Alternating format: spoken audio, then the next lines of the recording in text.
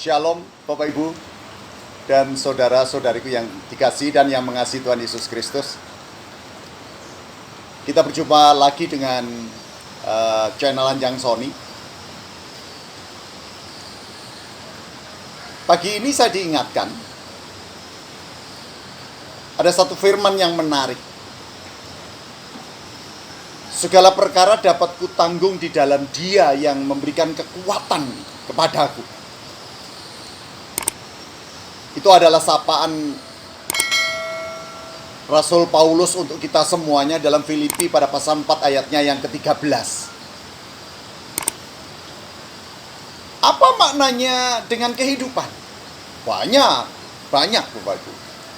Ada banyak makna yang kita bisa ambil dari Filipi pasal 4 ayat yang ke-13 ini. Nah, di belakang saya ini Bapak Ibu bisa melihat ada sebuah perpaduan yang menurut saya menjadi sangat menarik. Kenapa? Karena saya berdiri di sebelah kolam renang pribadi. Tetapi agak jauh di belakang ada alam yang masih asri. Ada tebing yang tidak terlalu curam sih, tetapi ya kalau manusia tinggal di situ ya tidak mungkin mau, karena bentuknya tebing dan ada tanaman bambu dan beberapa tanaman yang lain, dan di bawahnya itu ada sungai yang suaranya masih saya dengarkan ya saat ini. Nah, yang menarik apa Bapak Ibu? Ketika saya dan panjenengan semuanya ditawari untuk tinggal di tebing itu, di alam yang masih asli dan asri itu, dengan kondisi seperti itu, kira-kira Bapak Ibu, saudaraku, mau nggak? Ya nggak mau lah. Gimana kita bisa istirahat? Gimana kita bisa menjalani kehidupan rutinitas kita, wong bentuknya curam begitu.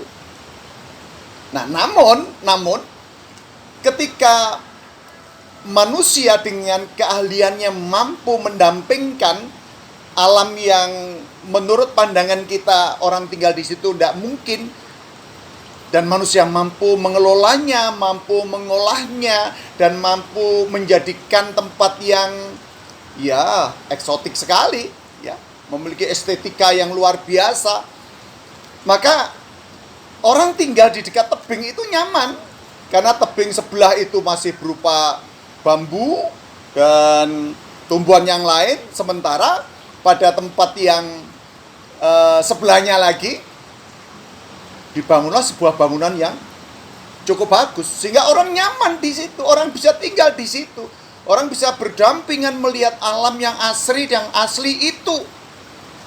Nah, disinilah ketika alam semesta dipadukan dengan potensi manusia yang dianugerahi oleh Allah untuk mengelola bumi ini, seperti di Kejadian pada pasalnya yang ke-1 ayatnya yang ke-28.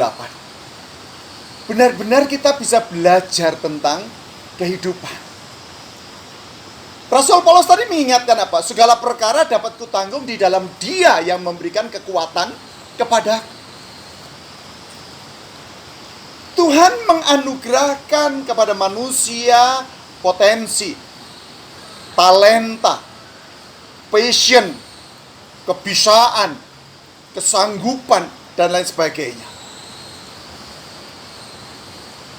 Kalau manusia hanya memandang hidupnya dari sisi yang tidak enak, tidak menyenangkan, seperti semak belukar, seperti tebing, seperti tempat yang tidak nyaman, maka banyak alasan manusia itu untuk tidak melanjutkan kehidupannya. Kenapa? Ya karena dia menganggap bahwa kehidupan yang dialaminya itu tidak ada sesuatu yang patut disyukuri.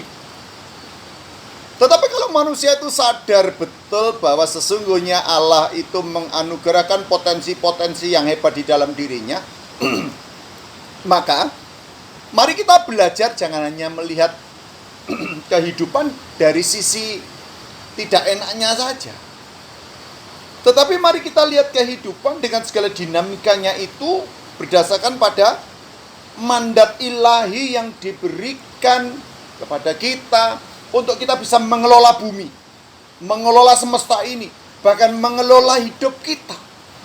Karena di samping Allah memang memberikan kemampuan kepada kita untuk menghadapi hidup dengan segala kesulitannya, Allah pun tidak ada henti-hentinya untuk menyatakan penyertaannya, untuk menyatakan pendampingannya, untuk menyatakan pertolongannya.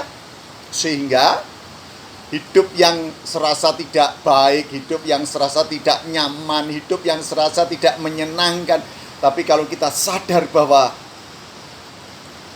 Allah melalui Yesus itu memberikan sesuatu yang hebat, yang luar biasa di dalam diri saya, di dalam diri panjenengan, maka tidak ada alasan bagi kita untuk menyerah kalah dalam kehidupan ini. Tidak ada alasan.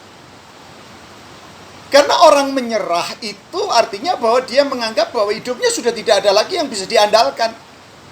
Jangan lupa loh, Tuhan masih sanggup loh, masih bisa melakukan perkara besar bagi hidupmu, bagi hidupku.